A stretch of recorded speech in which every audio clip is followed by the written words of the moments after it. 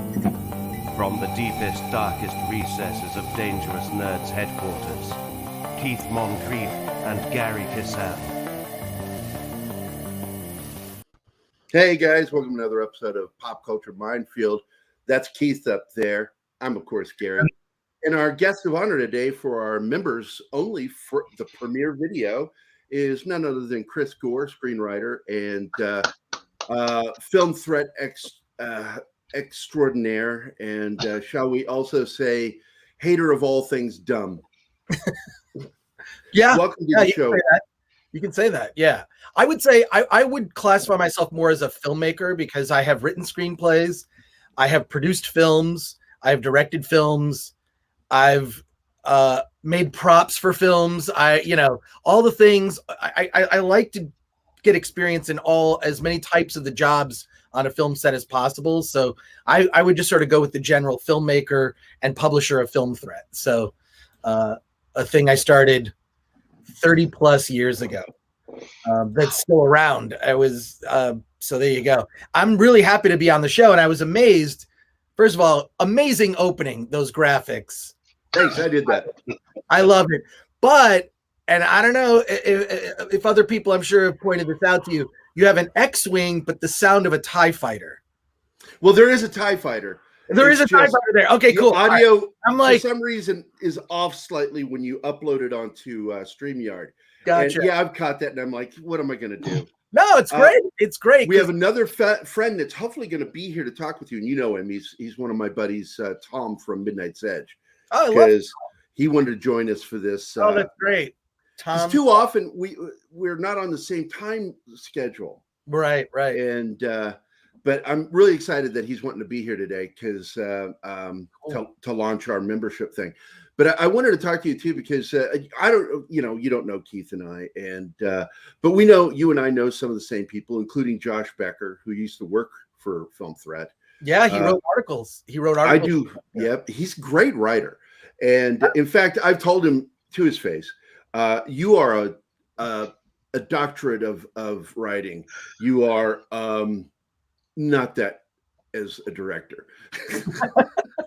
Yeah, Josh, he wrote some articles for us. He wrote the very first article about Reservoir Dogs. He did a set visit because we had friends in common, Scott Spiegel, Josh Becker, Sam Raimi, that whole group, kind of like the Michigan Mafia, as it was called. Seriously, that's the term that was coined. It is. Yeah, Josh wrote a set visit. The journal. He wrote the journal for the Evil Dead. Yeah, and then he did some stuff on the Oscars for us because you probably already know, he's a huge Oscars nerd. Josh is. So there you go. Hi, my name is Josh Becker. Tell me that's not spot on. Yeah, that's him. God, I knew him back in Michigan, and then when I first moved to Los Angeles, and I could pay people to write, he wrote some articles for us. Now, just to let you know, if you look to your left on the screen, that's Josh's website, beckerfilms.com. Mm-hmm. Ah, nice. And I designed this, and I'm his manager for the website. But I also do these amazing movie posters. I did the Bruce Campbell Running Time poster, the Warpath poster. Oh, nice. Because he loves my artwork. He says, that's great. Well, I should hit you up because I do. I hire people to do movie posters when I need them. I love doing them. In fact, I do comic books for a living. I'm doing G.I. Joe right now. Oh, wow. And but the fact is, my passion, because Drew Struzan is my mentor, and Drew inspired me to want to do movie posters. And the problem is, in the 90s, Photoshop destroyed the poster industry. It did, yeah. There's a really good documentary about film posters. Oh, yes.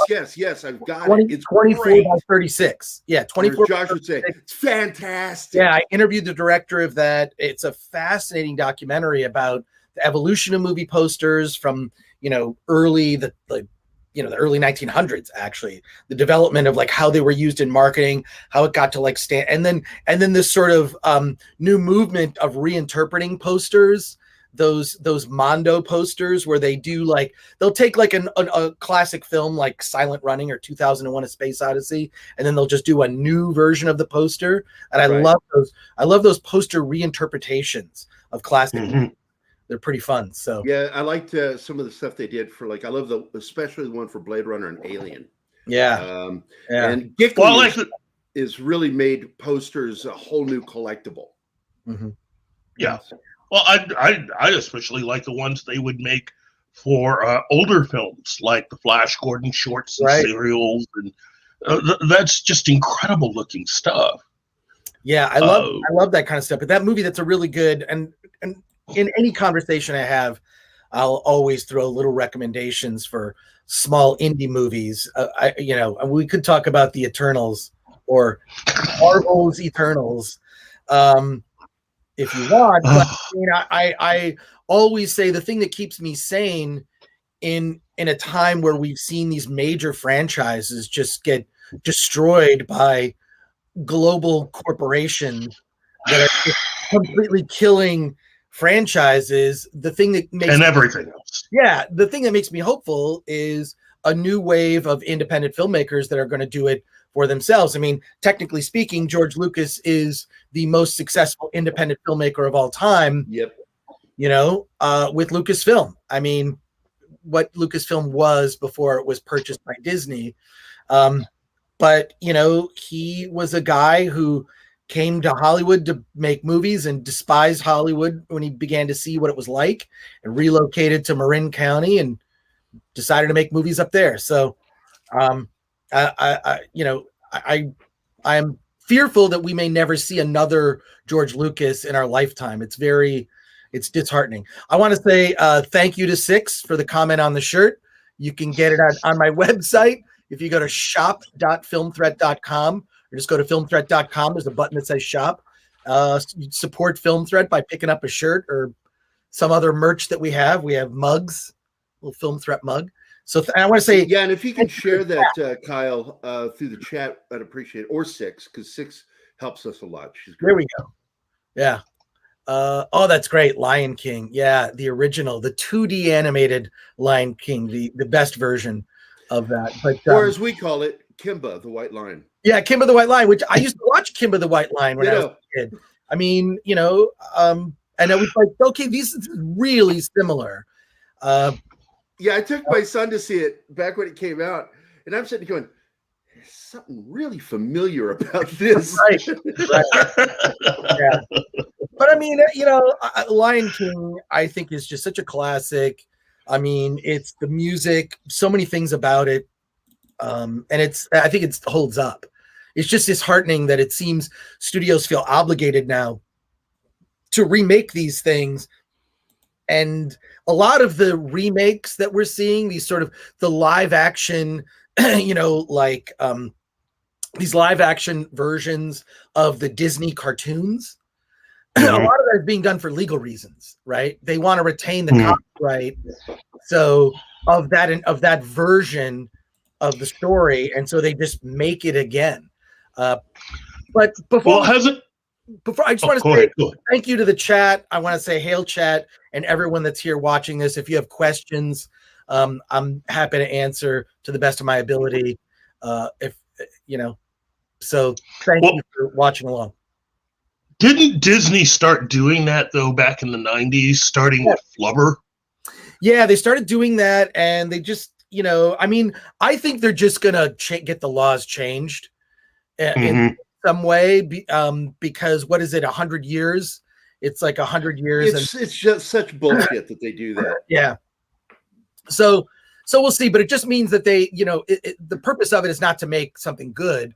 The purpose is about retaining rights. That's why that Fantastic Four, which you can see the documentary, I think it's on Amazon Prime, actually comes with Prime free, is a movie called Doomed. Yeah, I've seen it. It's great. I was on the set of the Fantastic Four. It was crazy. And that movie was made just to hold on to the rights. Well, the funny part is they weren't even supposed to make a movie. The money was to produce something so they could retain the rights, but they didn't give them the full money. They just gave them part of it to shoot some footage, make the costumes, but they shot the entire film on it. The money. Well, I mean, it was never intended to be released, actually, but not anyone that was involved in the film knew that. They didn't know that. And it was like, it's really disheartening. And just me, I mean, you know, Batman and Fantastic Four, they're like my gateway, you know, comics. That's when I started and then buying everything after that, you know, like, but, you know, like that what's weird is, and you can find it bootleg places. It's not hard to find the actual entire film. And I strongly recommend that documentary Doomed, but it's the closest and most accurate to the comic. It kind of has the spirit of the, you know, Stan Lee, Jack Kirby, those first 100 issues that they did. So I don't know what Marvel is going to do with the Fantastic Four, but based on what I've seen of the new Phase 4, I don't know. It's weird. The best of these Phase 4 movies has to be Shang-Chi. At least it was fun. Oh, I enjoyed it. You know, it was fun. I can't with a straight face tell you it's a great movie. I think it draws from a lot of sources that are better movies, but it's the most fun. Eternals was a disappointment.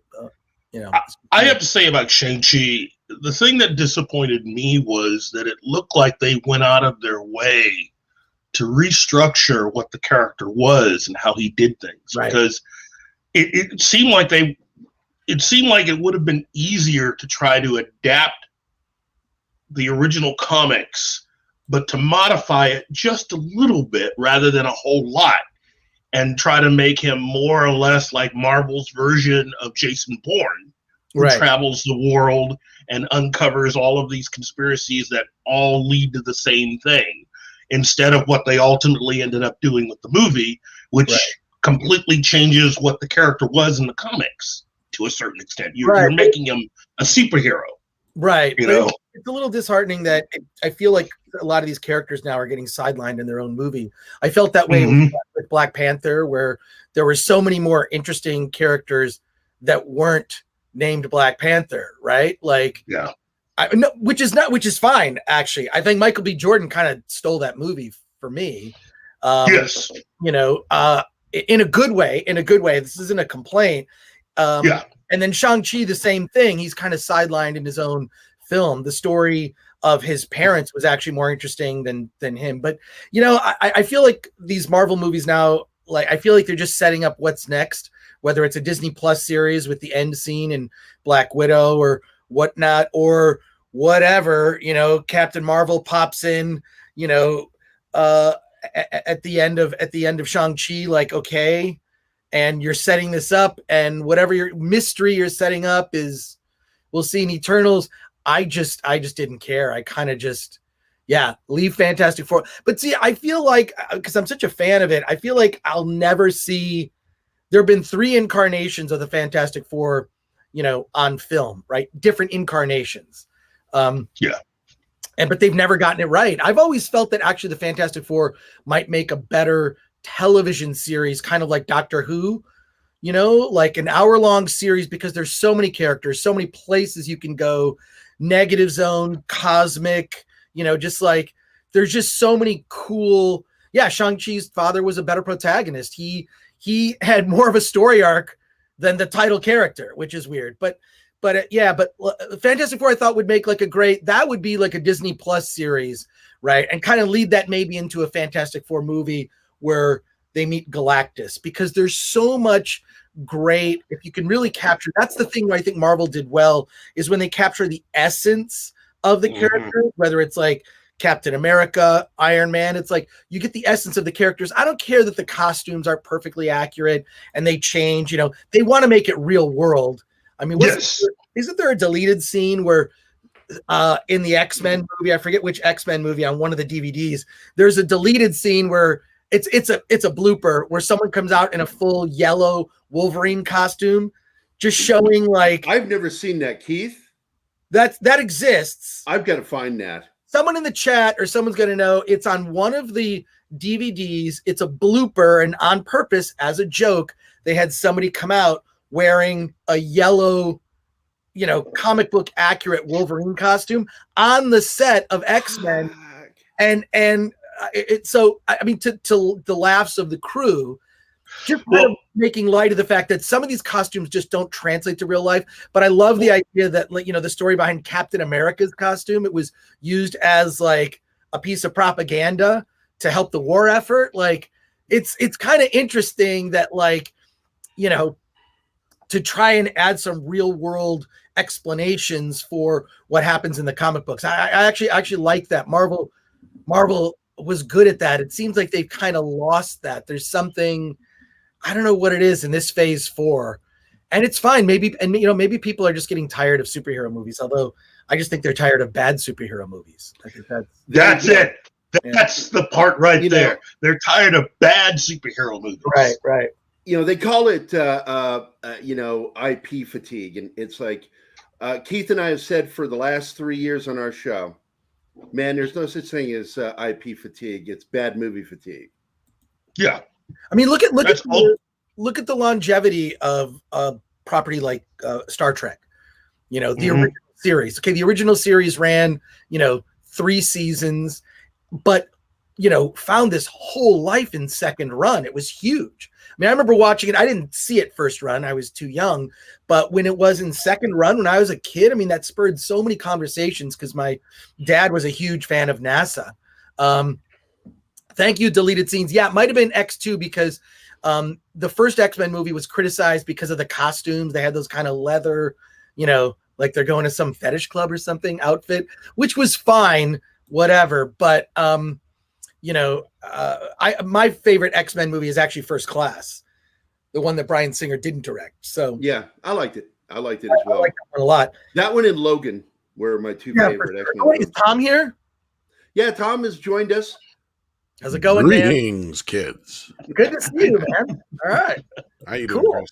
Doing great. Good to hear your voice, man. Been a little too long. Yeah, it's like Tom. Yeah, Tom has this really cool fucking voice. I'm like, yeah. I was gifted with this deep voice, and then Tom talks. I'm like, God damn it! I wish I had his voice. But,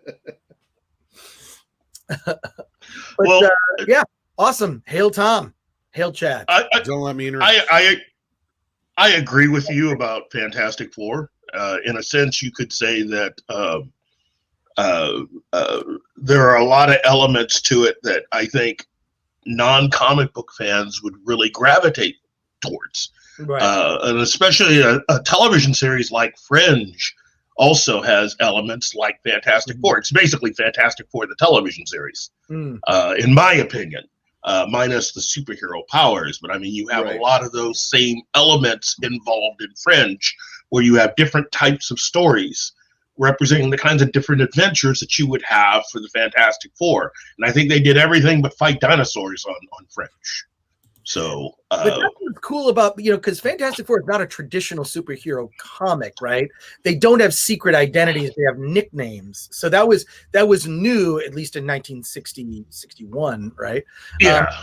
But it, you know, it and then it's you know, science fiction. It's part science fiction. Their powers are also kind of weird. I think part of the reason that the Fantastic Four, like Marvel's, you know, had issues with it is you got to explain the Human Torch. I don't know if you remember the cartoon that had Herbie the robot. I'm sure a lot of people remember that. And it was weird that they were like, okay, Saturday morning cartoons. And I remember watching the version where they had the Fantastic Four when it was, you know, somewhat accurate to the comics. But, you know, I just, I don't know that I have faith now with what Marvel has become, with what they'll do with the Fantastic Four. I just don't see it. You know, I feel like there's too much of an agenda behind it, and that basically supersedes story and character. And story and character, you know, when you look at something like Dune, which Dune is makes a lot of political statements. I mean, it's very much, you know, about, you know, oil in the Middle East and insurgency, colonialism, but it's in the background. It's certainly something that you can discuss, you know, in all the things you could talk about with Dune. Like, there's so much politics and religion and, you know, where, especially if you've read the books, it's all woven in so well, but it's in the background. You know, the story and the characters are the things that are front and center. This other stuff is just background and worthy of discussion. Well, also, it's worthy of discussion, but it also helps make it more believable. Right. It's not pushed like, I feel like they take the agenda and they put it like right on top, or even just overtly say it out loud, which is so lazy and hack writing. Yeah. That's, any theme should never be stated directly, it's weak sauce to me.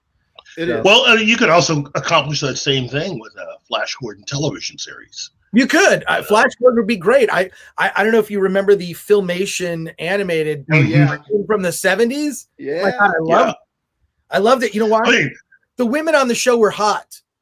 They were sexy. Well, just so you know, Keith and I are in our 50s. Oh, there you go. All right. Welcome yeah, to the I'm only club. a year younger than you, Chris. Well, so. welcome to my club. So I'm 57. I'm the oldest of you fuckers. Cool. But good question from Six here about a Fantastic Four. I don't know who would be good. I mean, maybe someone like an Edgar Wright could do it. I mean, he was originally supposed to do, Ant-Man. Edgar Wright might be good. And just once again, prove Feige is not the guy they think he is.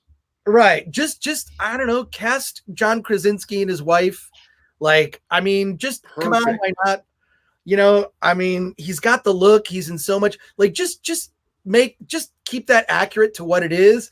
I think when Marvel tries to screw with it and make, whatever it is, they're going to try and push some agenda. They're going to make Johnny Storm gay. They're going to it's just like it doesn't work.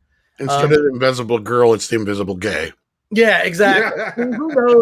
Who knows how they're going to they're going to screw it up. It's just, and the worst part is being right about stuff like that. Right. Like, it's can we just take this one franchise and keep it pure and just have it the way and I don't mind like gender or race swaps or whatever. Like, it's like it can work. Like Liet Kynes in Dune. Perfect. I actually really liked her characterization. I liked her character a lot. I think it added more to it, actually. So that's an instance where because that was sort of irrelevant, right? I mean, that character, the gender and race of that character was not particularly relevant.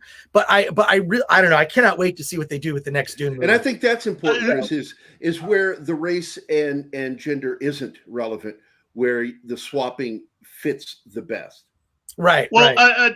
The way I looked at, I've talked about this with you before, Gerry, but Josh Trank's Fantastic Four could have worked, but you needed to just tweak it a bit. I didn't like. I like the fact that you could have a Johnny Storm that was black, but it would have been better to have made Reed Richards black, because what they did with Johnny Storm is they just turned him into another angry young black man with issues. Right. And rather than have a black character who was super smart, which seems to be Hollywood has an aversion to that, because every time you had Ghostbusters 2016, Jesus Christ, the one but not just that.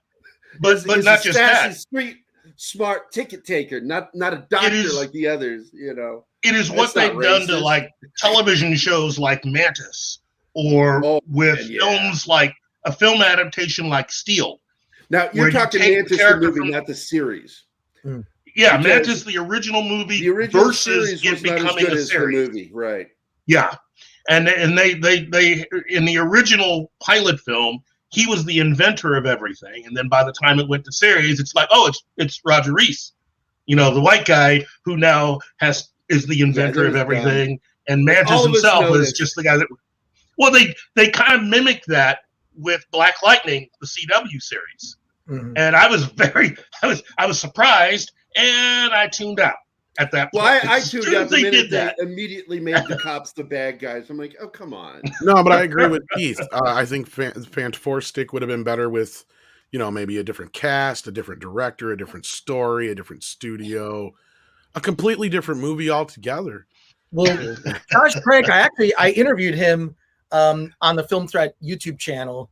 I interviewed Josh Trank about his his Capone movie, and we talked about Fantastic Four, and it really, I mean, look, there was a much more ambitious movie that was planned, and the studio just gutted the budget.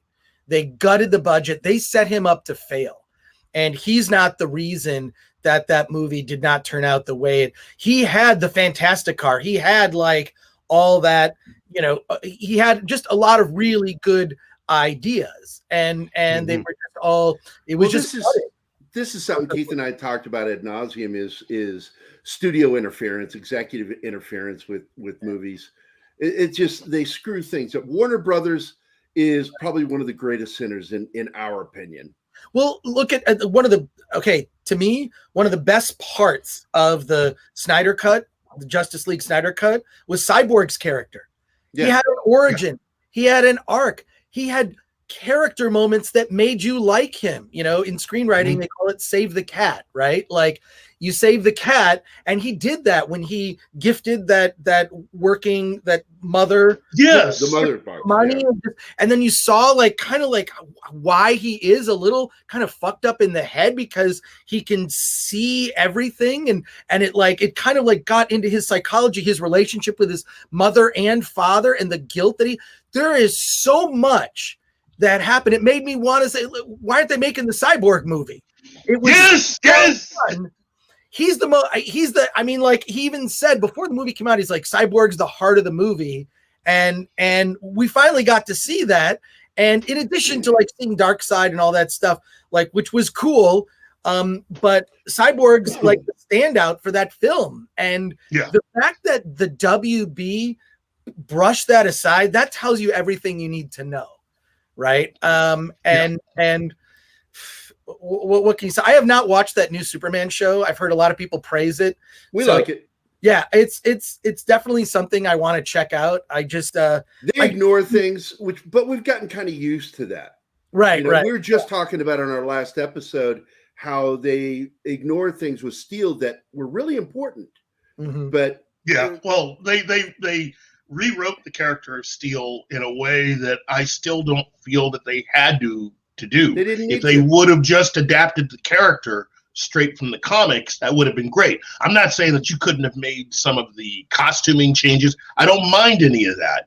But to do it to where you adapt him onto the show as being Lois Lane's husband from another universe, you're creating something there that you didn't need that.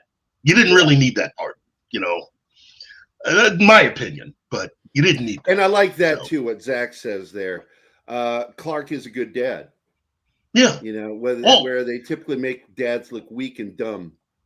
That's been a thing. That's been a thing since God, like it's a weird sort of it seems intentionally emasculating. Like you see it's like, okay, yeah, a source of comic relief, but now it's just like because Homer Simpson didn't start out that way. Right. It's just now become like such a trope. It's like writers don't know how to write any other way. They don't know how to write like a good father figure. They don't know how to do it. And it's the Snyder Cut deleted scenes, it's definitely worth seeing. Although I do recommend not watching it all in one sitting. Actually, it's chaptered. There's like 4 or 5 chapters, and it really works well. Those chapter stops are like, okay, here's a good time to kind of take a break. I watched it. I did watch it like all at once. The first time I watched it in 2 chunks. And then I watched it again, just like straight on, but it's really amazing. And considering that could have come out in 2017 would have been a game changer. Oh, yes. A game changer. It would have definitely changed, I think, Endgame and Infinity War would have, because there are things that were a little similar there. There are things that seemed very similar. So I'd love to see like Zack Snyder do like a big hardcover, like Passion book with like artwork and like what the story of the Snyderverse was supposed to be. He's given hints of it. That would be great. Well, they owe us a new book. Because they did put out a book for Justice League when it came out, kind of behind the scenes type making of book. And now that we know the story of what actually happened and the fact that that entire book only has maybe 1 or 2 pictures of Zack Snyder in it, And I think there's almost no pictures of Joss Whedon in the entire book. Good. They owe us a new book. Do you hate him as much as I do? I fucking hate Dan Whedon. I don't think he can write worth a shit. Yeah, when you see people that consistently are like that, then you hear about his behind the scenes, behavior. He's just no. As far as I'm concerned, fuck that guy. Oh my God, I love you, Chris Gore. Oh, thanks. Yeah. Well, I mean, but when you look at the things that he added, the whole where he like stole a joke from Avengers and just sort of threw it in, like the grabbing boobs joke, like it's so juvenile, Mm-hmm. and when you hear how he treated his cast, that's not normal behavior. That's really, when you look, I mean, to me, James Gunn is like a guy that, when you hear how much, beloved he is on set, in addition to how much the cast really reveres him, that's a leader, right? That's someone. Yeah. I mean, in my opinion, Joss Whedon and J.J. Abrams, for that matter, shouldn't work again. Yeah. And by the way, Six, you don't want to take a bullet for that fucker. Buffy, like I have friends that have tried to get me to go over to their house to binge watch Buffy, and I'm like, no, that's okay. I'd rather masturbate. My problem. You know what? Go ahead. I was gonna say, my problem with Joss is not so much him himself, but there's a dozen or better other guys that are just like him that nobody's saying shit about. Right. It's just the thing with Joss is just like a lot of these other guys that have been taken down. It's just their power goes away. And James Cameron is just as big a womanizer. That's what I mean. Right. An example, and right? Bad but behavior. He's James Cameron. Nobody said shit. And then you have the people that try to be James Cameron, like Michael Bay. Right. Michael Bay is just a wannabe porn director. Let's be real. But I am looking forward to something, and I'm curious how you feel about this, Chris. I think it's June next year is the end of this gentleman. Are you Toby? Mr. Hamada thanks you. I'm looking forward to Warner without him. Yeah, we'll see. It's just, there's been so many behind the scenes bad decision making that it's just amazing. It's gutless, right? Like a Batman v Superman, I think gave them pause. Man of Steel. I mean, you look back on that movie and that's very rewatchable now, right? I think it was kind of a shock to the system when it first came out in 2013, but you look at it now and it's like, oh wow, this really holds up. They should have continued down that path, and then BVS kind of gave them cold feet, and then they, gutted what Justice League was intended to be. But I can imagine we would be having different conversations now if Justice League was released in two parts. It could have been a 2-part movie, or maybe you take that Snyder cut, make it 3 hours. I mean, there's places to cut, like that song that those women sing when Aquaman's going out to sea. It kind of slows it down. But if they had just released a 3-hour cut that saved all the Cyborg stuff, because the Cyborg stuff I thought was the one of the best additions. But yeah, there's maybe a 3-hour cut of Zack Snyder's Snyder cut that could have been released that I think would have blew people away. It would have blown people away. And the fact that didn't happen in 2017 is why we're where we are now, with just stuff becoming less and less interesting. And that's why I'm really hopeful about Dune, that Dune will be, I think Warner Brothers needs a new franchise. Maybe they're waking up to the fact that they've made some bad decisions, and they'll try to make course correct. I don't know. Yeah, you've been dealing with Hollywood for a while. You know as well as I do. They're right. Those fuckers don't learn shit. No, they don't learn shit. No, you're absolutely right. It's not. Yeah, no, you're right. It sucks. But I'm like this weird. I feel like I'm Luke Skywalker from the original trilogy. I'm just like the eternal optimist. In light of always hopeful. The optimist, and I believe in my friends, and I'm loyal and whatever. Like Luke. And at least Luke from the original trilogy. And I don't know. I feel like I get the thing that keeps me sane though is just like, as these franchises suck, then I'll go and I'll watch a small indie movie that renews my faith. So Got it. So And, that's what they I do, it and because that is the future of Hollywood, is the indie world, and some of the best writers out there. That's where you find them on the independent projects. Yeah, look at Gina Carano making that movie with the Daily Wire, right? She's making a Western and she's continuing her career. And that is going to be interesting. And there are more and more people looking like, just make something independent. I feel like when one of these breaks out to be a huge financial hit, you're going to see the money shift. You're going to see financing deals put together in unusual and creative ways to create sort of an alternate Hollywood, right? So I think part of it is like they are literally trying to keep it down, because as you remember, Chris, just from film history, you go back, Easy Rider kicked off the original independent, craze and brought us all the directors like De Palma and Scorsese and Spielberg and Lucas and all that kind of stuff. And then in the 90s, you had, the one with Robert Rodriguez and Tarantino and Wes Anderson and all those guys came in. And then, all up through about like probably Blair Witch is kind of what ruined that.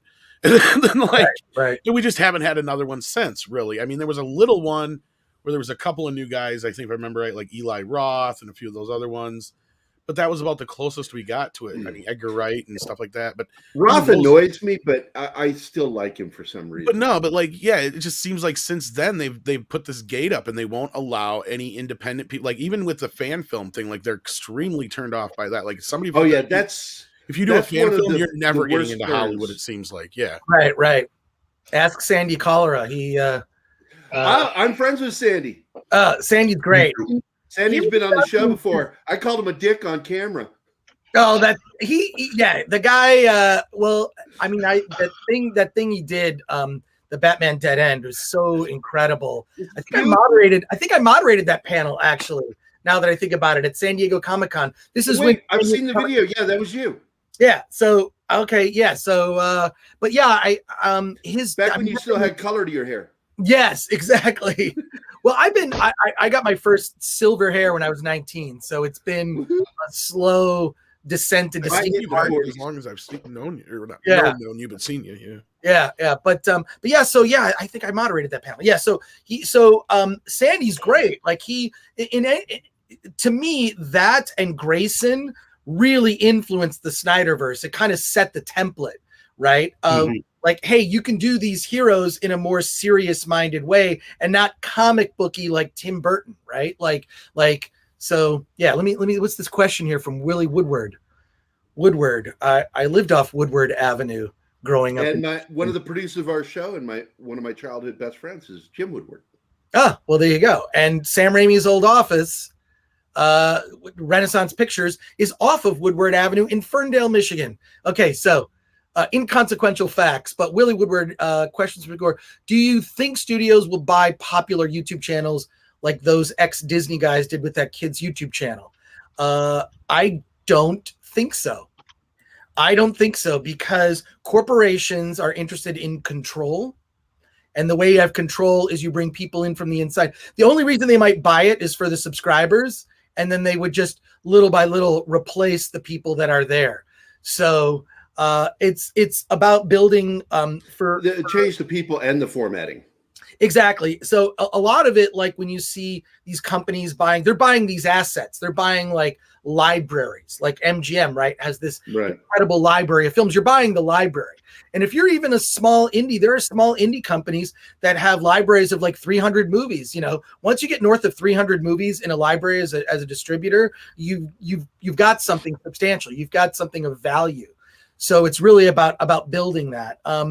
But you've got to scale it, right? And you've got to do something that it's almost like you've got to make the kind of movie Hollywood used to make and do it better.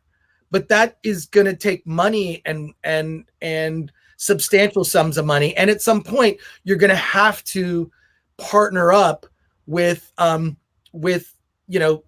other studio, maybe for distribution, right? If you want to get on 3,000 screens, if you want to get into AMC, but there are really good signs that that's possible.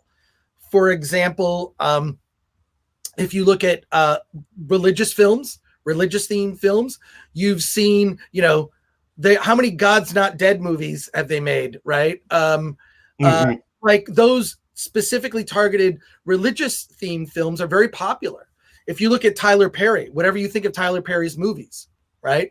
I'm not a fan of his film. I'm a fan of Tyler Perry as a person, right? I think that I don't like his mama ones. I think they're hilarious. Well, I haven't Medea. Having said that, this is a guy that's like, F that. I have a studio in Atlanta. I'm going to make my own shit. I'm going to make it for a specific audience, and F you all, you know, like, I love that. And so that needs to happen. You know, Hollywood shouldn't be the only one making these movies. I think it's possible. I think it is possible. The Asylum movies, they're not great. Let's be honest here. Yeah. But I have an affection for movies from Trauma, from Asylum, from well, I think all of us have, because we talk about it on the show a lot, that because I talk about shit movies all the time, and I'm like, I love them. But there are certain shit films that I have an attraction to. Trauma is one of them as well. I love schlocky bad movies if they're done in a fun way. No, but you're right, Chris. Those God's Not Dead movies are like the Friday the 13th of religious movies. You thought he was dead. No. This Easter he's rising again. God's Not Dead 7. You know? There's nothing stopping an indie filmmaker from making a genre movie that is scalable to a much bigger budget looking film. I mean, it shocked me when I found out what the budget for Dune was. It's been reported as low as 130 million. And Sarnoff said it. 130 million, yeah. But that's crazy. And, you know, certainly there are ways of doing it. I mean, you know, when you look at directors like James Gunn, whose movie Super got, you know, that got him the job to do Guardians of the Galaxy. Super is an amazing film with Rainn Wilson. And you know, I just think that like there's something there. And I would love to see more indie filmmakers push into genre, not in a small and ridiculous way, you know, but like something that it's like, look, if you put some more money into this, and especially because the effects are so cheap now, right? The digital effects. I mean, Keith's a digital effect. He's not even a real person. But I mean, when you that explains a lot, actually. The Asylum films are just sort of fun to, they're fun to riff on. But you know, you can do stuff that's more serious minded. You can definitely cast major Hollywood actors in your indie movie, right? It is all doable. So Nicolas Cage is making one right now. Yeah, especially exactly. When they've got financial or tax problems, you can get them. Yeah, no, for sure. Oh, actually, I think he's shooting three films simultaneously. Actually, is he? No, I don't know. I'm excited about that one film. I forget the name of it. I posted about it on social media. It's a film where Nicolas Cage plays himself, and he's at a dinner party with some crazy fan. Oh yeah, you were telling me about this one. Shit goes down. He's actually got to be the Nicolas Cage that he is. He's just Nicolas Cage, and he's not that, right? You know what sucks is that almost reminds me of my other idea I had for a movie about killing Sean Bean, because you know he dies in every fucking movie. In every movie, yeah. But it turns out in real life there's somebody trying to kill him for once, so he actually has to fight to stay alive to the end of the movie. That would be good. Do that. I would love to. That's my idea. It's just called Killing Sean Bean. Yeah, just out of nowhere somebody decides they're going to kill him in real life. Yeah. But I do think that there's, you know, there are examples out there of what's possible. There needs to be an independent Marvel studio. You know what I mean? And I don't mean Marvel. I mean an independent studio that makes the kind of movies that you know we all want, genre movies that we would like to see. And maybe you can go make a Tank Girl or something like that, a smaller comic book. Well, you kind of got that in a sense with Dust, because a lot of those films are cheaper, right, but they look way more expensive than they actually are. Right. So, I mean, you have an entire YouTube channel dedicated to that stuff. I think what you need is someone with money and vision to be able to corral that and get it together and either find a way of getting it either into theaters or at least on a streaming service. And to be able to one of the reasons I like Film Riot. I don't know if you ever watch them, Chris. Yeah. I watch the shit out of their videos. Great stuff for independent filmmakers. I want to say hi to Mexican Iron Man. Mike is here. He's our executive producer, by the way. Oh, that's fantastic. That's great. But I just want to encourage people to, that's the option. Don't wait for Hollywood to hire you and play that game. And a lot of people who just work in Hollywood are just willing to tolerate a lot of bullshit. I just want to see an indie movement flourish. It's sort of like it's ebbed and flowed because I've been around the indie film world for 30 plus years and seen sort of the birth of indie film in the 80s and then sort of the rise in the 90s with Tarantino and Reservoir Dogs and it can rise again because Hollywood has basically lost the market. They've lost the plot. And I think that's why, Daily Wire stepping up and saying, hey, we'll work with Gina Carano. I think that is going to end up being Disney's biggest mistake ever was to get rid of her, was to bow to the mob of loud people with what she was saying, which I look on everything that she was saying is purely common sense and a warning for a dark place that this country is headed down. So I love Gina Carano. No, I think you're right, Chris. If anything, this will be the movie to kind of reestablish that. Oh yeah, there are movies made outside of Hollywood. Because I think we had this conversation before on our morning show, where it's basically, look, it's not so much that it's hard to make a movie now. It's actually easier now to make a movie than it ever has been before. Mm-hmm. And it's even easier to distribute your movie now before. But that is the problem, is there's so many outlets and so many places they get buried. And that's why guys like you and your channel are great, Chris, because you bring, if it wasn't for you, a lot of people wouldn't know about some of these movies. Oh, hey, and it is true. And by the way, Keith will tell you, I talk about Film Threat all the time. Oh, well, thank you. I've been a fan of Film Threat since the first time I read it was in '94, and I'm like, and I've said, what I always say is this: I said the last true filmmaking magazine is Film Threat. Well, I just told Kevin. I told him the other day, Kevin Smith is the reason I found Chris originally. Him and Robert. And which is the only thing I can say about Kevin Smith that's good anymore, really, sadly. But look, I hope that eventually it happens as you get older. You sell out or buy in. That's kind of what it happened to Kevin Smith. Yes, yeah, and happened to Phil Collins. And everybody. Howard Stern, unfortunately. Oh God, yeah. God, I was just such a loyal listener. I got a Sirius radio in 2005. And you kind of saw him. But he just seemed, now I feel he's compromised. He cares more about accepted than saying the outrageous things he used to say. Well, I listened to him because I'm from Virginia, and I listened to him when before the Greaseman came on. He was on DC 101 before he got shit canned, and he was great back then, man. He was edgy as hell. I was in high school. I'm like, who is this guy? He's great, But going back into independent filmmaking, because I own my own film equipment, I have all my own lighting, and yet I still have trouble making a film because I don't fucking like people. And well, that could be an issue. If filmmaking is a team sport, it's I know, and it's like I try to work with friends, and I try to get them to work with me so I don't have to work with assholes, because I've had that experience of working in film, and I'm like 70% of the people I've worked with I didn't like, and it's a slowing process. I'll probably make my first movie by 65. Well, I recommend a book for you, because it's weird. I go from reading, I love reading biographies, and then I will read weird, wonky business efficiency books. Right. Odd. But one I would recommend is called The No Asshole Rule. It's a book about hiring people and making sure you hire people that are part of a team. The team that I can't say always that the history of Film Threat has not been filled with some drama. There certainly has been in the past. There's a whole documentary about that we're going to submit to film festivals. I don't know. I'm fairly certain there'll be another attempt to cancel me because of this documentary, which I don't give a shit about.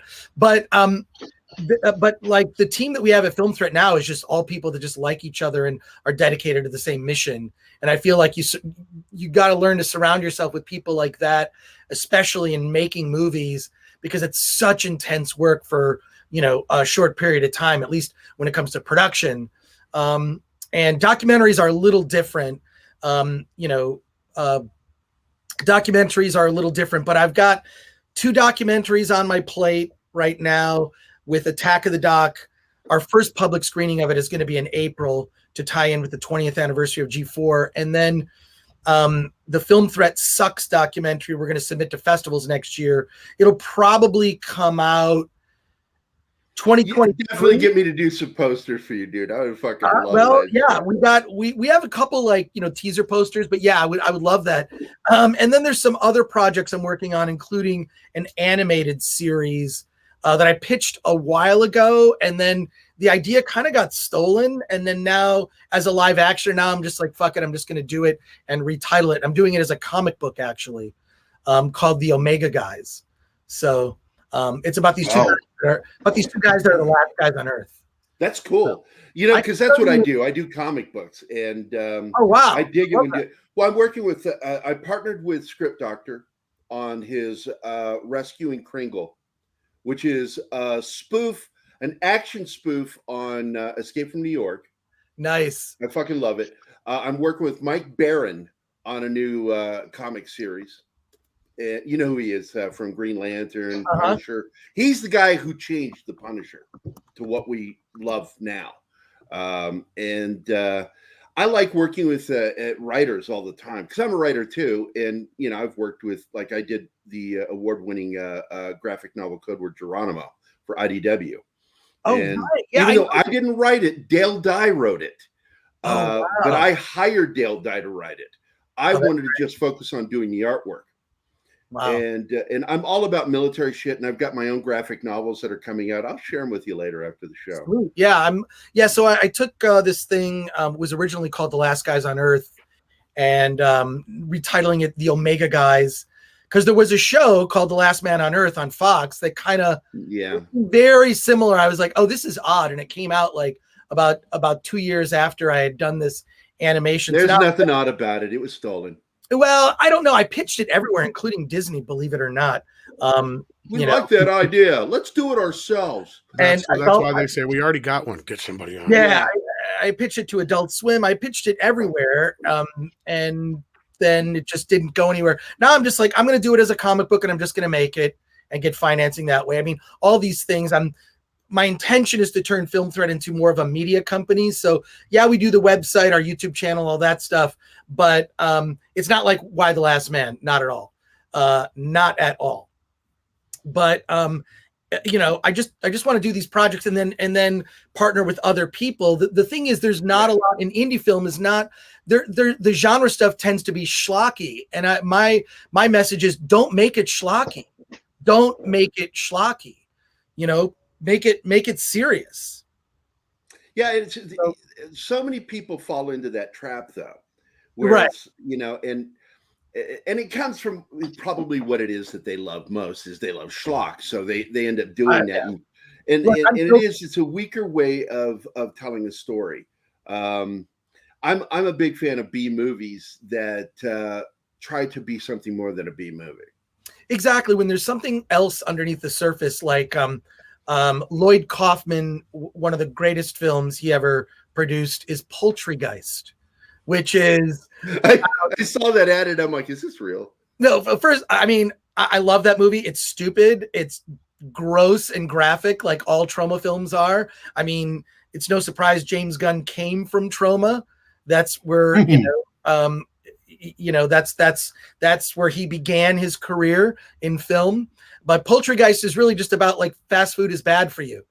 But I mean, it's underneath the surface. It's in the background of the story, but it's a ridiculous movie like all Trauma films are. Like Full Moon Entertainment has these series of movies now that big fan of Full Moon. Yeah. Love Full Moon and Charlie Band. I mean, he's a hero of mine. Charles Band is the shit.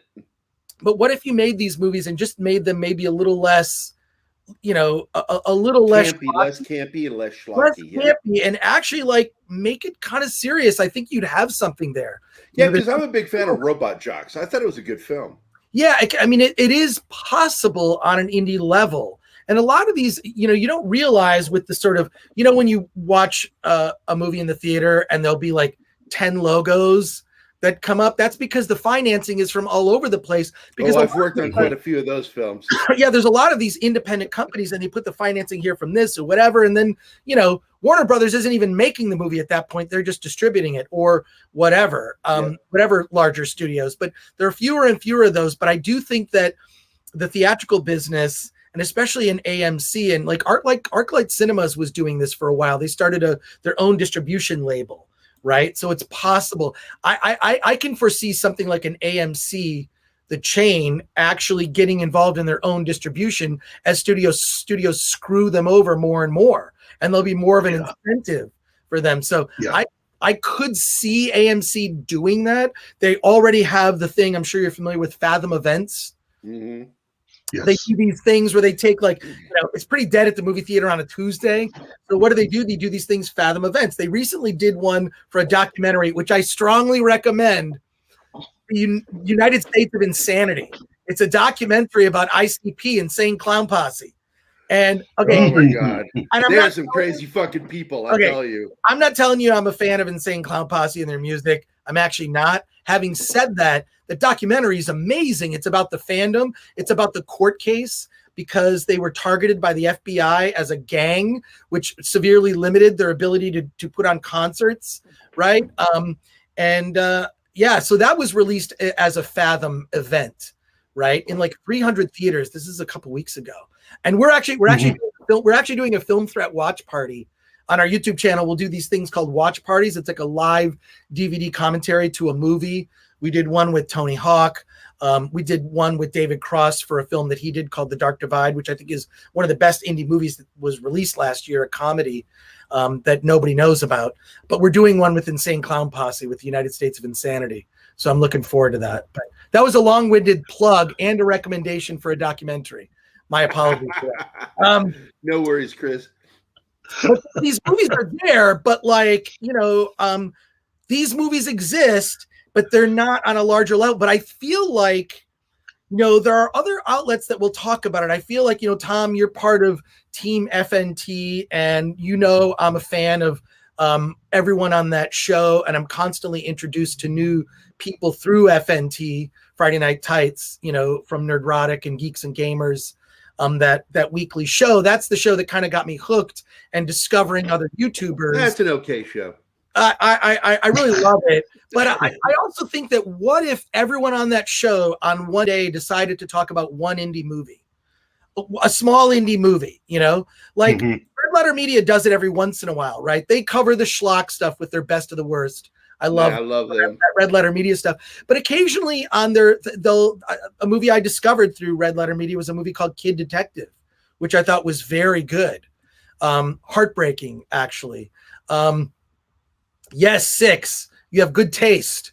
But I also watch Midnight's Edge too. It's one of those things where like a lot of what I do on a daily basis, just communicate with my team and do a lot of kind of boring management work. And so I'll have stuff playing in the background.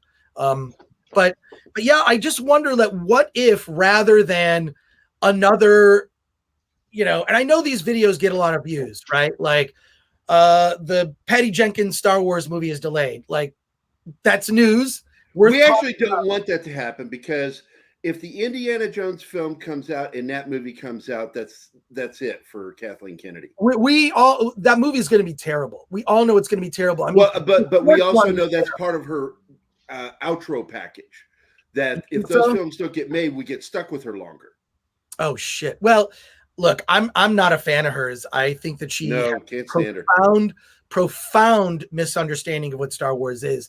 And just to hear Marsha Lucas, oh God, that's a great comment. I like that. That's great. Juggalos are like a scary version of road. Not wrong.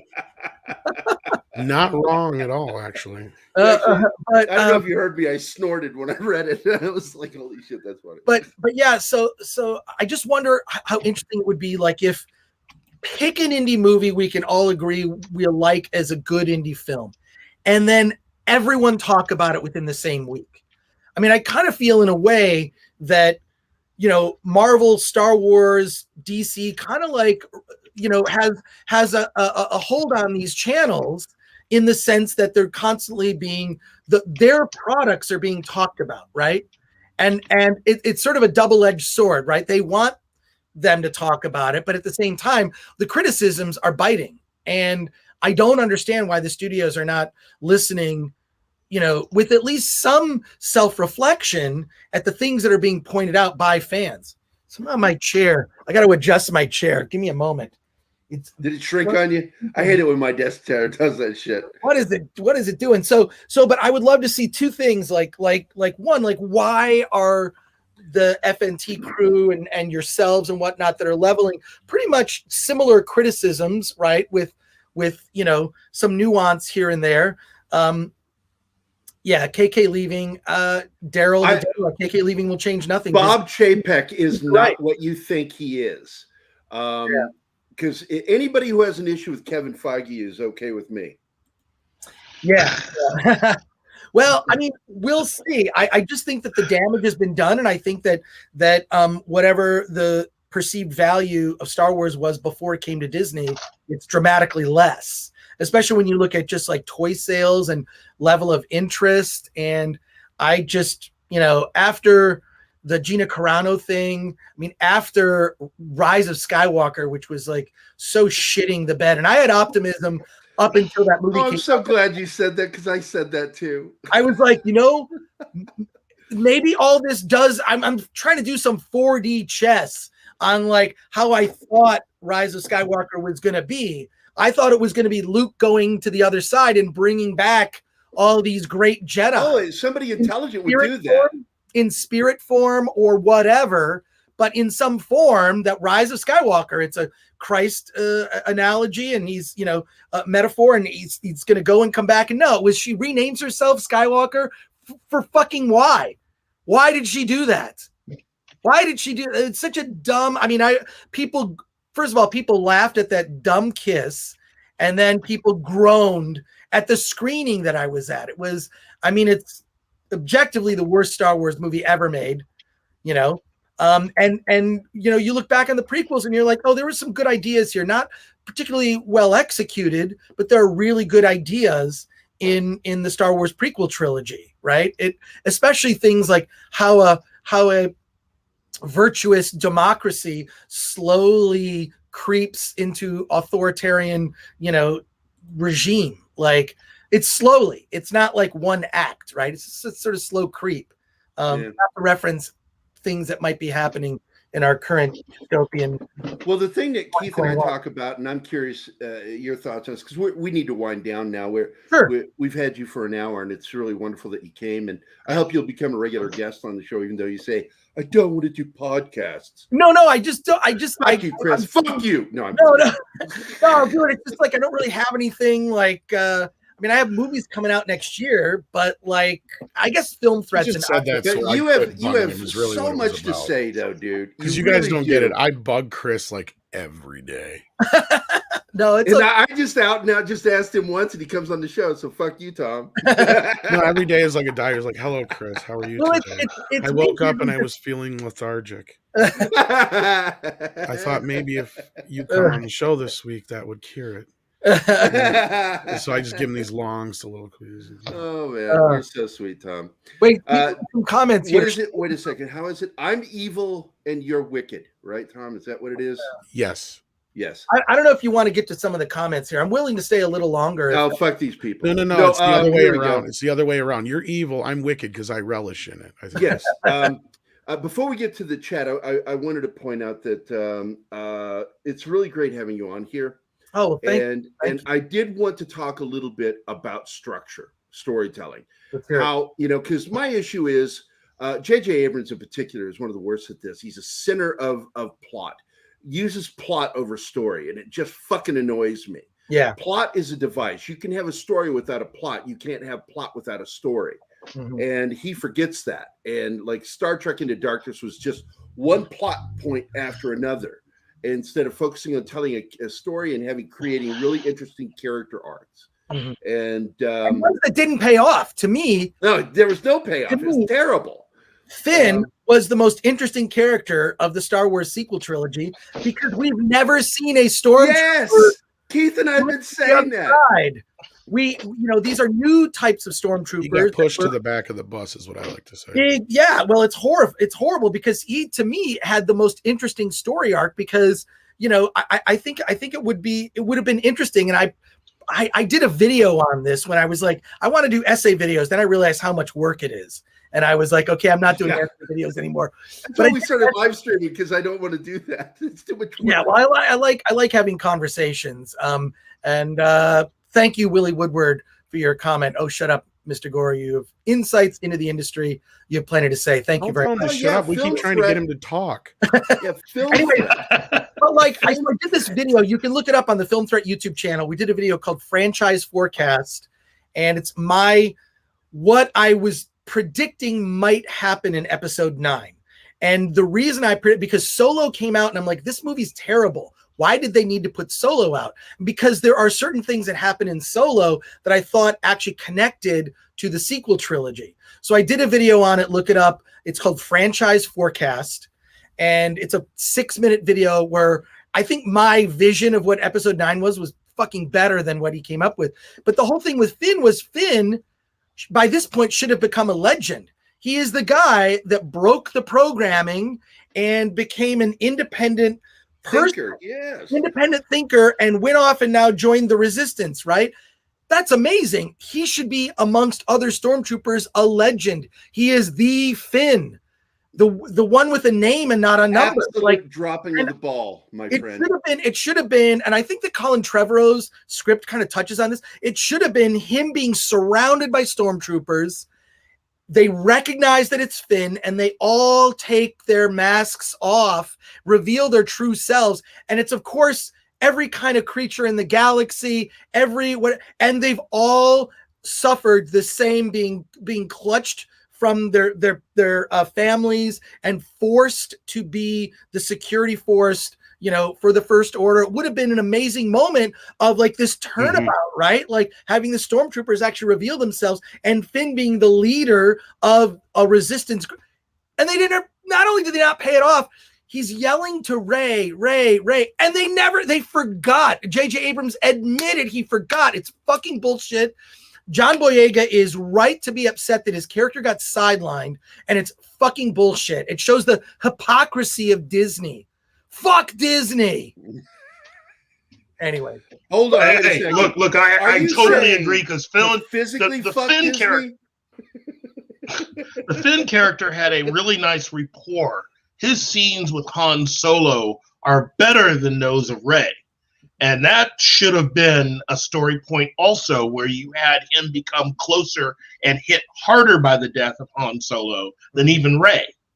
And yet they stuck with Rey and her reaction to that rather than Finn and his reaction. He seemed to have better scenes and a better rapport with Chewbacca. And they purposely downplayed his skills as a pilot. Right. No, although one would have thought that at least basic piloting should have been part of his skills as a stormtrooper, but no, it whatever. could have been a lot more than that. They basically have him there as support for Rey, and yeah, you're right. Like you could even they didn't even forgot the fact that why he left, the New Order to begin with. He should have been reluctant to kill anybody, and that could have played into the fact of, okay, is this guy really? Is he really? On our side, or is he a spy? And you have that play. Yeah, there you go, because he was a stormtrooper, and that was something that I thought they alluded to with his bromance with the other character. I forget his name. Finn that there was that potential that, hey man, you're a former stormtrooper, but you're part of the Empire. But I want to point out that Werewolf said something here that I suspect Kathleen Kennedy had a hand in JJ's forgetfulness.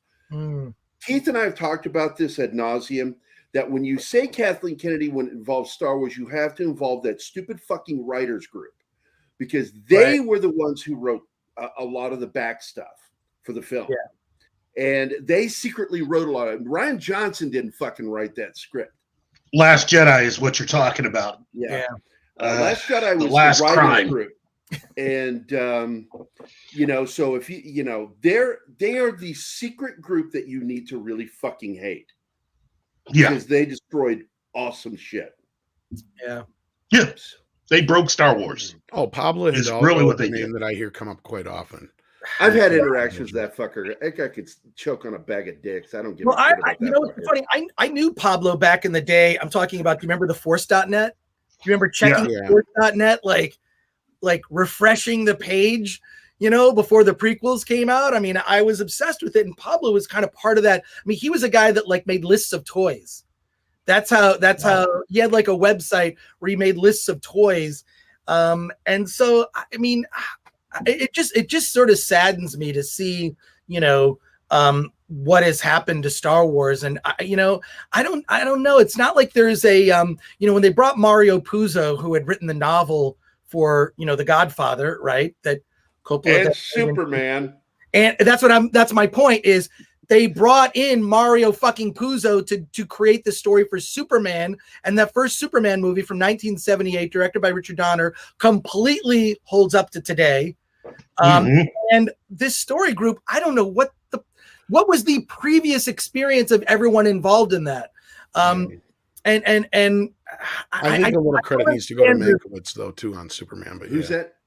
Tom Mankiewicz. Oh, that's true. Oh, yeah. Well, definitely Tom Mankiewicz. Yes. He's a solid writer, man. His brother, I mean, he was nowhere near as good as his brother, but Tom was really a fucking good writer. Well, he came in, and because Puzo did a great job with the structure and setting up this whole idea. Well, he also created this history because he brought, well, if you read the novelization, he brought Einstein into it.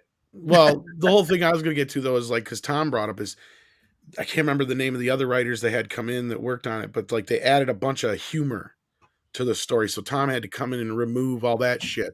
He's like, they even had a scene where Kojak was like, "Who loves you, baby?" to Superman and shit. Like, he's like, you can't have this kind of crap. Like, this is supposed to be Superman. Because Donner understood, and it was the sign that was over his office door or archway, verisimilitude. Yeah. It has to be believable. I'll tell you another sign.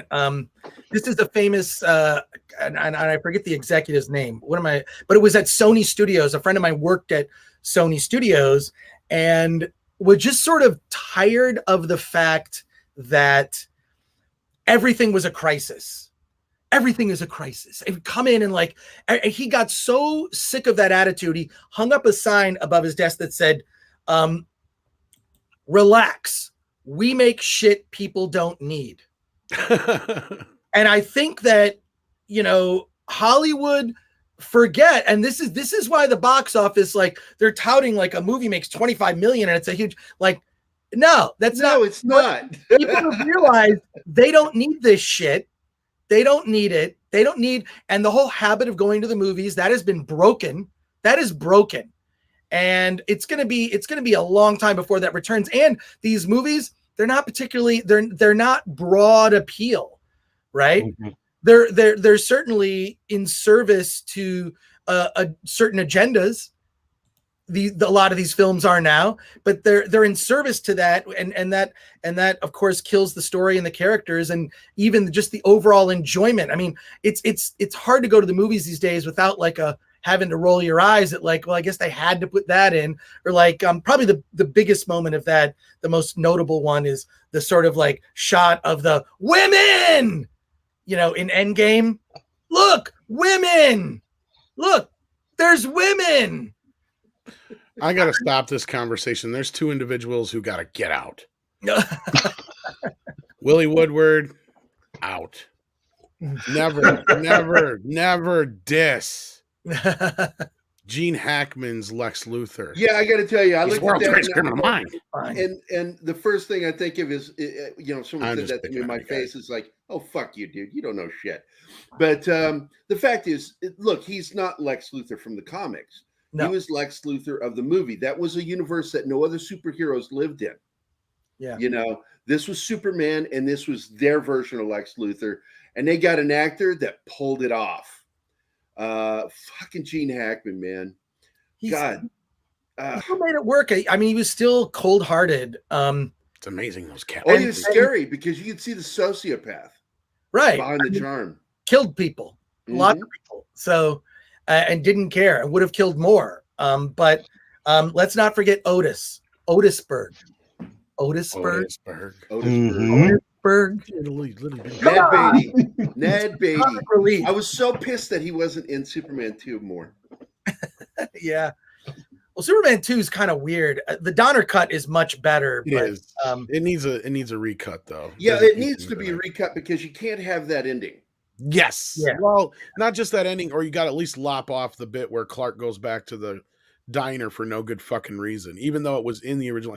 I think Donner should have went with the television ending instead if he wanted to do something different. Right. Because the turning of the world back just didn't work this time around. And frankly, I mean, or going back in time, however you want to look at it, but yeah.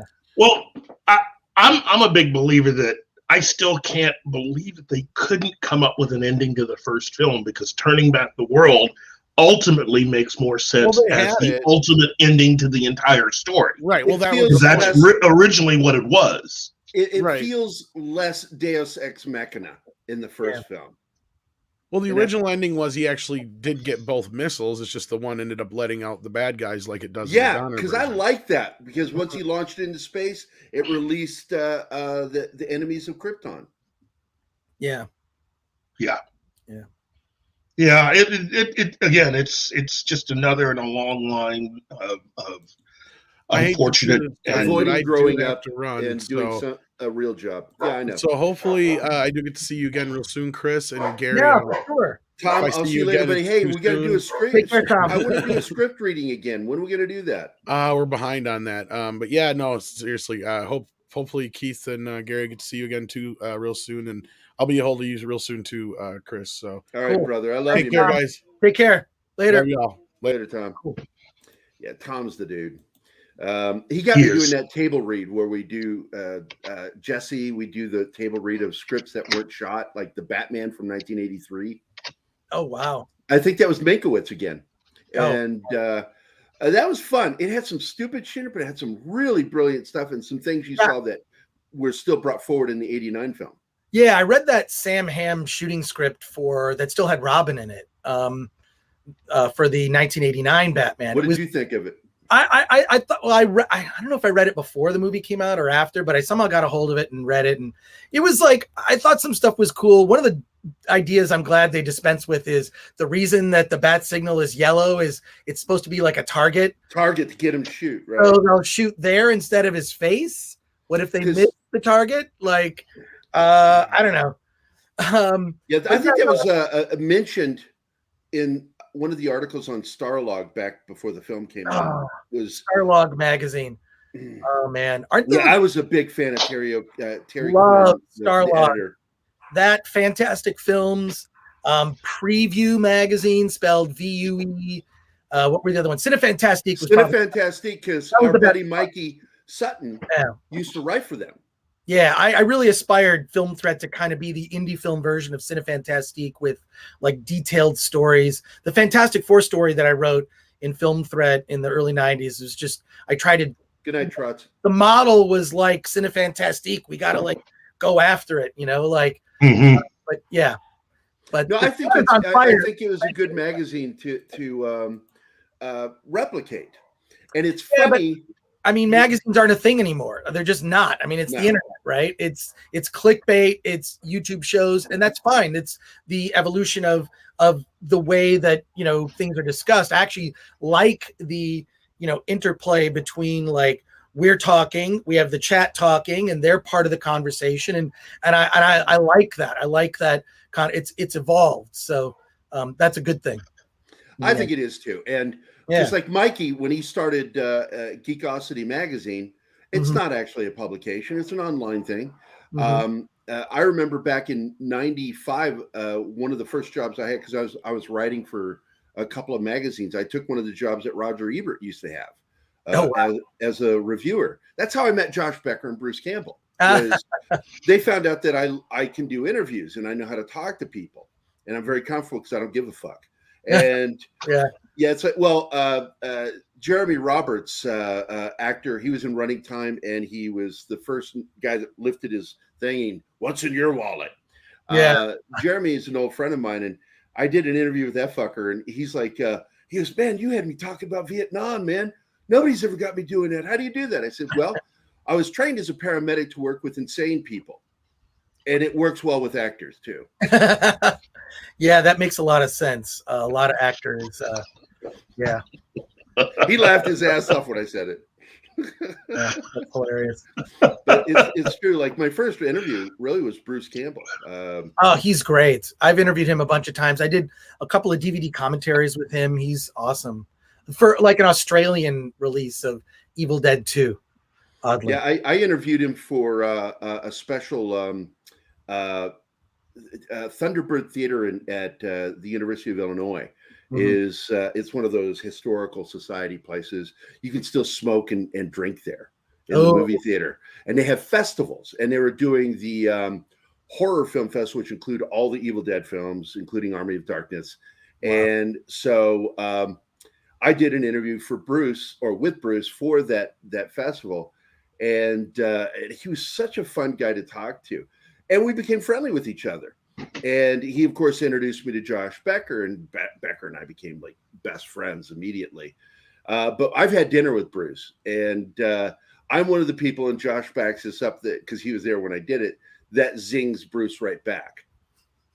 And like Bruce made the announcement at our dinner table that he was going to move to Ashland, Oregon. This is back in '97. Yeah, I'm going to move to Ashland, Oregon, get the hell out of Hollywood. I said, yeah, there's a lot more room for your ego to grow up there. Yeah.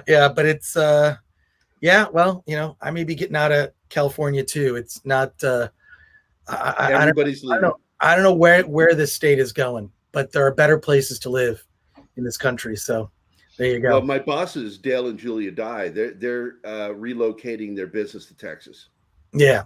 I'm looking at a bunch of different places, so we'll see. And I do still read magazines. It's just they're difficult. This is one that Full Moon puts out one. Got sitting here. Delirium. Full Moon puts out a magazine? Yeah, they put out a magazine called Delirium. Holy shit, I've never heard of this. Yeah, That's it's cool. Really good, really good. So yeah, I mean it's new. It's new, but just look up deliriummagazine.com. Oh, I'm going to. What's the future of Film Theater? Are you going to go out of print? What are you going to do? We're digital. I mean, yeah, we're just sticking with the website. We have talked about doing, and so we have the website, our YouTube channel, podcast, where I interview filmmakers. We have movies that we're making, and at some point we may do, like we were talking about doing an annual, right? Like just do a Film Threat annual. I've thought about going back to Michigan. I have family back there. I mean, that's where I'm from. So I've thought about going back there. I'm really right now just in this research phase because, I would literally. Keith is like, Ohio? I can see it in his face. I was thinking it's great to have you back in the Midwest. I mean, someone with your experience and your point of view would really be very helpful. And we're not that far away. We can come up and do a simulcast with you. Well, I'm in the research phase of all of this, right? So I have family in California, I have family in Michigan, and hey, Daryl Brewer, you left 3 years ago. I get it. It's the lifestyle here is just so expensive, right? I mean, for what I pay in rent, I could have 2 homes in almost any other state. I paid $1,500 a month for rent in Sacramento. Yes, one bedroom apartment. I pay more than that, and it's not. Yeah. Well, this is also back in 1990. Right. So I gotta get the hell out of here. But yeah, no. I also want to thank, before we sign off, I want to make sure to thank everybody in the chat. I didn't expect so many comments and whatnot. So it leaked. I appreciate it. Leaked. It was an accident. But that's all right. Because Andre and Tom, they're our friends, man. We are close friends with those guys. We're in a private chat with them every day. And Tom is my brother from another mother. And we just said something because I wanted them to help, because I don't ask for help. I don't. I always do things on my own. And I finally said, fuck it, I need to get help to really get the show going at the level we need to go. Because we interview guys like you. We had Rod Lurie on. Rod's been on twice. Love Rod Lurie. Yeah, Right. Rod loves Keith. I don't think he likes me so much because I'm conservative. Rod, famously, he'll ask Keith, "How are your kids?" I got 3 kids too, motherfucker. No, Rod is a filmmaker, very accomplished filmmaker. Great filmmaker. I love his work. Began his career as a film critic, and he wrote for Los Angeles Magazine. Yeah, we talked about that. He's back in the day. He was one of the few critics that I really liked, and I remember I can quote it. He said that Danny DeVito as the Penguin in Batman Returns looked like a pair of shaved testicles. And I will never forget that. And yeah, Rod Lurie is the man. That guy is he is so sharp, and he really appreciated that when I came to the table. I knew his films. Yeah. I've watched all of his films. Oh, The Outpost was fantastic, by the way. Yeah, The Outpost was great. I have said this, and I work for Dale Dye. I said single best war film of the last decade. Yeah, it was amazing. Like it, I felt it was even better than Black Hawk Down. Yeah, because Black Hawk Down, it's like, first of all, your name of your movie is Black Hawk Down, Leave No Man Behind. And then what do you do at the end of your fucking movie, Ridley? You left a man behind. Right. Do you not understand irony at all? I fucking love Ridley. Because I founded the Blade Runner fan club, bladezone.com, back in 95. Oh my God. God. It's still the #1 Blade Runner website in the world. I don't run it anymore. I let a friend of mine take it over. I'm like, fuck it, I'm done with this. I got to focus on my career. But I still am very networked in with the Blade Runner people. And 2 people I've refused to interview are Harrison Ford and Ridley Scott, even though Ridley knows who I am. Ford doesn't know who I am. But Ridley knows who I am. And I won't interview him because I'm not the nicest critic of his work, because I think he's a beautiful cinematographer. Right. And I think that Tony was the better director. Yeah. He understands story, which is really what this episode was supposed to be about. I was talking about story and structure. And because I would like to pick your brain about that shit. So we're going to have to fucking have you on again. I'm sorry, Chris. I'll come back again. Maybe not for a while. Because I am really in the throes of production on wrapping up this doc that I'm doing. So yeah, we end up going about 4 to 5 months before we have somebody back. And good. That's our typical rotation. Whatever. I've got to get Sandy back on because he loved Keith and I, especially when I called him a dick live on the air. He's got a big personality, Sandy. Well, I mean, I also don't care. Like I like that. Fuck you, Six. I know you're going to make a backdoor comment when I say this. Yeah. Fuck you, Six, for even making the backdoor Gerry thing a thing. I like other people who are dicks. Because I'm a dick. Well, it doesn't. First of all, I just don't care. Like you know what I mean? Like whatever. This is how guys, like when I used to ride a motorcycle, a bunch of us would get together on the weekends. We'd work on our bikes, in the garage, and we would just talk shit constantly. That's just the norm. As for Zach's mentioned my thoughts on The Outpost, I think I mentioned it. I thought it was, I agree with you, Gerry. It's one of the best war movies of the last decade. I mean, it's incredible. And the fact that it was done as a small independent film with that cast and how it showed accurately how fucked up things are over in the Middle East. It's just like, yeah, it's really, really great. I want you to see this, Chris. Look at that. Hashtag backdoor Gerry. There you go. I knew she was going to do it. Her and Kyle, fuck both of you. I love you guys. Fuck you. It got started by Paulie on another show. He called me Backdoor Gerry, and I'm like, oh, Jesus Christ. Oh, yeah. It's going to be a thing now. And I'm not saying I'm adverse to backdoor. I'm just saying I don't want it to be a hashtag. Well, there you go. But I just so appreciate you coming on, and we need to have you back on about, even if it's just 3 months, give you time to get your project done. I also want to talk to you in private because sure. I think there are things that you and I might like to talk about. Sure. And but either way it goes, it's black guy stuff, Keith. Sorry, you're not involved. Wait, what? That's when Keith has to do. When Keith has to go, he just says, "Okay, I got to go do some black guy stuff." And I poke fun at him that I'm blacker than him when it comes to music. Well, I want to thank you for having me on. I'll definitely be back, and I'll probably be in a better place because the project will I be. look forward to seeing what that project's going to be. All right. And most of all, I want to thank the chat for being on here. Even Six, fuck you, Six. All you guys, I appreciate everybody dropping in. Das Wolfen is an actual friend of Keith's and mine in real life. Cool. And I want to thank everybody. Daryl Brewer, Darius Munchausen, a regular in our chat. Just some great fucking conversation. Warwolf, thank you, dude. Thank you guys for becoming members of our channel. We are growing. We never tried to grow. We just wanted to talk to people. But I decided, look, man, if we're going to make this work, we got to grow. We got to grow. We got to make some, because my artwork, it pays a little bit, but I'm always going to be a struggling artist no matter how good I am. And I look forward to doing more shows, and I hope you are going to be on here quite often. Every 3 to 4 months. I'll be back. I'll be back. That's my promise. Thank you, chat.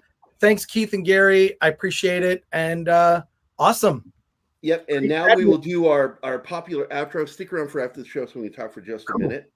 And my favorite outro of all time from a movie is how we end every episode. And here it goes. Goodbye, chocolate mousse.